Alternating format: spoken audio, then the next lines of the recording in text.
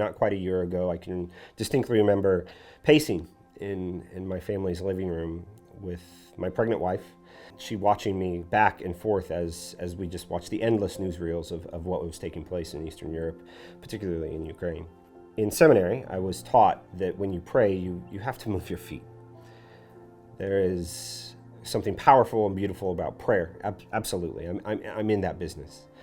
But there's also something equally powerful that comes when we take that prayer and we move it into the actions with our hands, with our feet. I knew that there was a demand signal, there was a need, there was an opportunity to do more than pray. And my wife and I had quite a long conversation about what it means to pack up your things, to get on a plane for an undisclosed and undetermined amount of time, to leave a pregnant wife, and to travel across the globe for an opportunity that may or may not exist. So having paced my living room for quite some time, I think that my wife looked at me and said something to the effect of, I know if you don't go, there will be a hole in your heart. So if you go now. And I did. And booking a flight to Warsaw without a return trip home, without a secured vehicle on ground, so to speak, was a risk. It was a risk that I knew I had to take to get to where I needed to be to help the people that needed the help. This was an effort that was made possible by countless men that I've served with, their families that allowed them to support me, friends that lent me their station wagon with a full tank of gas and said, bring it back in one piece. I pointed my car towards a spot on the map, and I get to a tiny little village, probably no more than 300 people. There were women and children who were waiting to go wherever they could, who had gotten across the border, that were being temporarily housed in this community center and needed some place to go.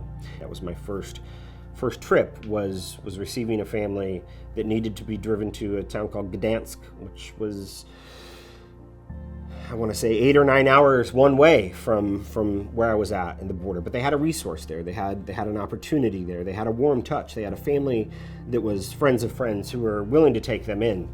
So that was my first trip, and it was my realization that what I had to offer was deeply needed. These folks had no transportation. They needed to be in a safe space, and I was able to humbly provide that to them.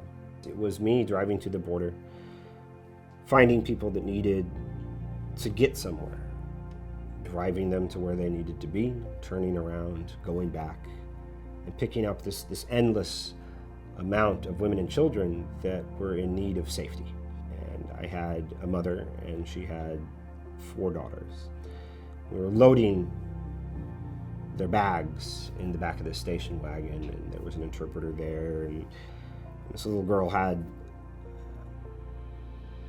a pink suitcase, and she was clutching it, and I'm talking to this interpreter and throwing luggage into the back of my car, and I grabbed this suitcase, and the look of fear in this girl's eyes is I can't describe it to you, but I know I'll never forget it. And I realized her life was in that bag. And there I was, thinking I'm doing the right thing, literally pulling this out of her arms. The depth of that single moment to me reframed the rest of the week, the rest of the time that I was there. And for me, I don't believe that you have to travel halfway around the world to find a kid who has their life in a bag. I think if you take a deep, hard look at your community, probably wouldn't take too long till you found a kid who had their world in a backpack. One of the very first families that I was able to come in contact with was a woman and her son. His name's Ignat. I started to hear a few words of English. Turns out that this 17-year-old boy spoke fluent English, was able to communicate with me in a way that I wasn't expecting. Of all the people that I was able to help, I was able to support, Ignat and I stayed in contact, and it was a few months later that we were chatting and talking about what his plans were for university, how he was going to find a way to continue his education. Had a very frank and difficult conversation with my wife again about, okay, now that I've done this, now we have this 17-year-old kid who's a university student. What do you think we can do with this? And I'm now happy to say that I have an 18-year-old Ukrainian living by and large with my wife and I, attending university in Illinois. We have a unique opportunity to sit around once a month, or maybe more, maybe less, talk about words like integrity, faith, hope, and charity. I believe as Freemasons, we have an obligation to do more than talk about them. I believe every member of this fraternity has something to offer. And I believe that we have to do more than talk. We have to live into our obligation. So while I do not recommend that the average Joe jumps on a plane and does what I did, I do recommend you take a drive. You give your neighbors a call. We have ample opportunity to make a difference and to live into what it means to be a man, to be a Mason today, without having to get on a plane. We have the opportunity before us to make a difference in the lives of the people around us.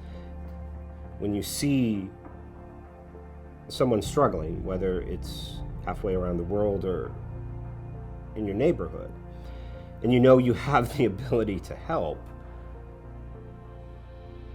there's an aspect, I think, of integrity that says you help. And I need to know, whenever my time comes, that I'm clean, that I've done what I could do for who I could with what I had. I can lie awake at night and think about what I could have done, or I can drink water, change my socks, go to sleep, and try again tomorrow.